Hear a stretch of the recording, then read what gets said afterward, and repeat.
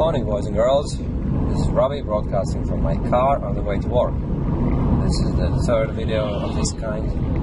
I find it actually quite handy, you know what I mean? Because I can just use time I would otherwise just pretty much waste, you know. Well, I wouldn't waste it because I speak a lot, as you know by now, in the car anyway. So that's about an hour's commute, you know, back and forth journey. Back and forth journey? Can you say that actually? Return journey, that's how you say it, right? You see, it's a typical mistake that a foreigner like me might make, but it's totally okay, and I'm not even feeling comfortable posting that mistake here on YouTube in this video, because it just goes to show that we are all just human, and it's okay to make such mistakes, you know. So basically the collocation was return journey, you know. Anyway, return journey takes me about an hour, and I use that time to practice my spoken English pretty much every day. Today's another video broadcast I'm doing while driving to work. So anyway, today's topic is spontaneous speech. So basically there are two types of speech. One is slower, somewhat more considerate, you know. You would choose your words with care, you know, you'd only use means of expression you're comfortable with, you know. My morning tea, by the way, herbal tea, because I'm not fully recovered from the flu that I had last week, you know. I'm still a little bit snotty. Anyway, I hope to recover within the next few days. So it's not too bad. Many people are getting flu. Anyway, going back to the different types of speech, right? So the slower speech, more considerate one, is when you got to try to sound as correct as possible, you know. But it can actually backfire on you, you know. It doesn't always mean that you can actually maintain that type of speech, you know. You can get stuck, and you can, because of this whole planning that goes on in your mind, you may start preparing your speech in your head beforehand, and that's when you start developing those fluency issues. So the other type of speech is faster, more spontaneous, when you just spit out words that cross your mind, you know. You don't plan too much, you just say it all out loud, you know.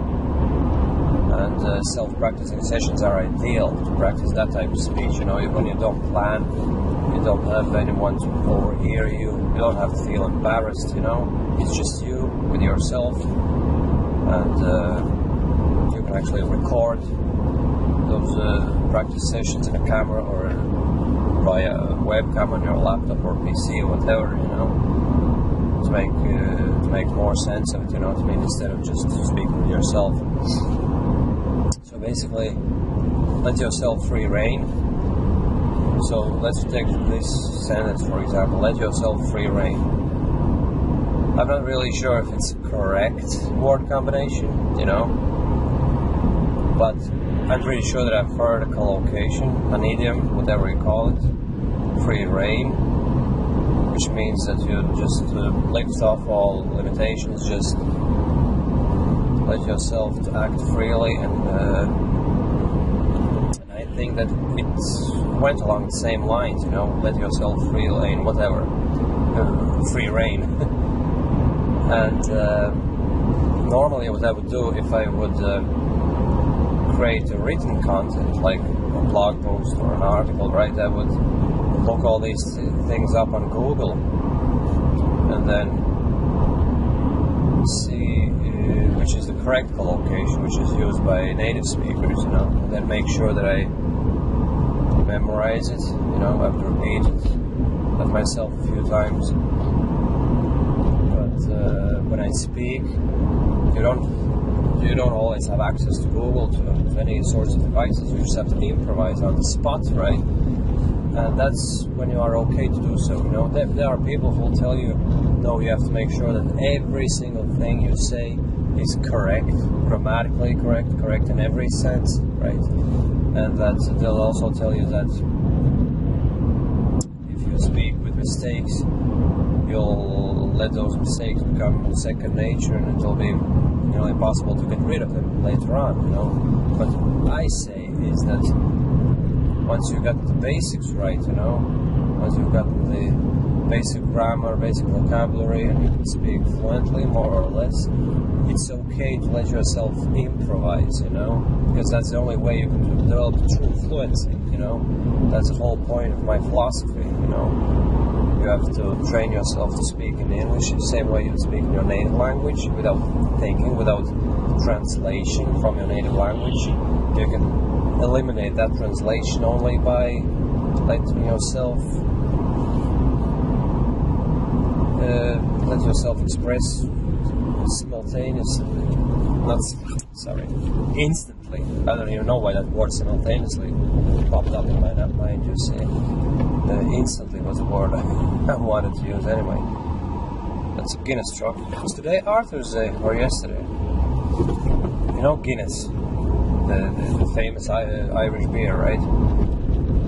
So it was either yesterday or today when we have Arthur's Day. Arthur Guinness was the person who established the whole company back in the 1700s, if I'm not mistaken. And today, I don't know why they chose this date. Probably this is the date when the company was formally established. And today, the whole country celebrates on Arthur's Day. So basically, it's a bad habit I have. I don't press clutch. I don't press pedal fully to the metal. Put the pedal to the metal. That's how the saying goes, right? I'm just damaging the clutch. You know what I mean? Anyway, Arthur's Day. Everyone goes to pubs. Everyone drinks Guinness. And in the morning, everyone has a hangover and goes to work with hurting heads. Did you hear what I just said? Goes to head. It's a typical mistake I would make, but I'm not worried about it, because it's not spoonerism. Spoonerism is when you mix up two parts of, you mix up two words, Spoonerism is if I would have said work and head, and then I would have said hork and wed or something like that. You just swap the first letters or first two syllables of words. You just swap them around. But what I just said is you go to head with a hurting work or something like that. Anyway, it's the kind of mistake you don't have to be too worried about. So that's it. That's a spontaneous speech, and that's how I'm speaking at the moment. I'm not concerned at all about the way I speak, and it's just to get my fluency going and just develop your speech, because say for instance you may have heard a phrase, an expression, but you're not really sure if you heard it right. If you are too apprehensive to use that expression, you just limit yourself. You may be wondering, I'll maybe get it wrong, so I'd better not use it at all. And then, next thing you know, it's forgotten. But you have to make sure that you use those expressions that you're even half sure of, Even if you're not entirely sure that they're used the way you want to tell and say them, just say it all out. And if you speak with others, they'll correct you, If they don't understand you, they'll ask you what you meant by that. But on most occasions, especially native speakers, they'll understand you from half word, but they won't even notice all the mistakes you're making, And as I said, don't be too concerned about making those mistakes. They're not really mistakes in terms of grammar or whatever, because if you say something, if you use the wrong expression, if you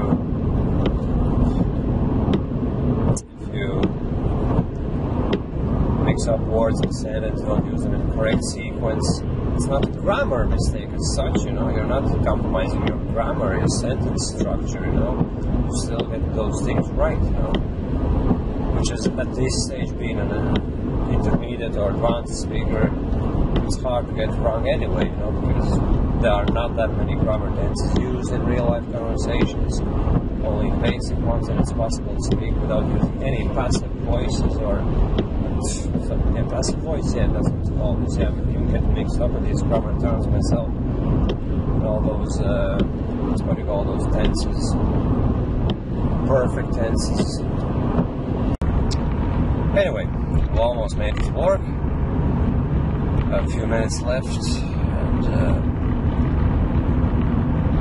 I guess we have finished today's conversation. Anyway, it's one-way communication because you can't actively halt, but you can leave comments below this video. You're more than welcome to comment on the things that I discussed in this video. And thanks for watching this video, and thanks for staying with me. As always, if you find my video interesting, you can subscribe to my channel. You can visit my website, which is called EnglishHarmony.com. You can like this video. You can let your friends know about it. So, happy Arthur's Day. If you're a drinker. As for myself, I'm a teetotaler, which means I abstain from drinking. I don't drink alcohol. I have my own reasons for doing so, but I don't condemn anyone who enjoys themselves, you know, with a little bit of drink, you know. It's just that I chose a different path for myself. Okay, my friends, thanks for watching, and see you in the next video installment. Take care. Bye. Good luck.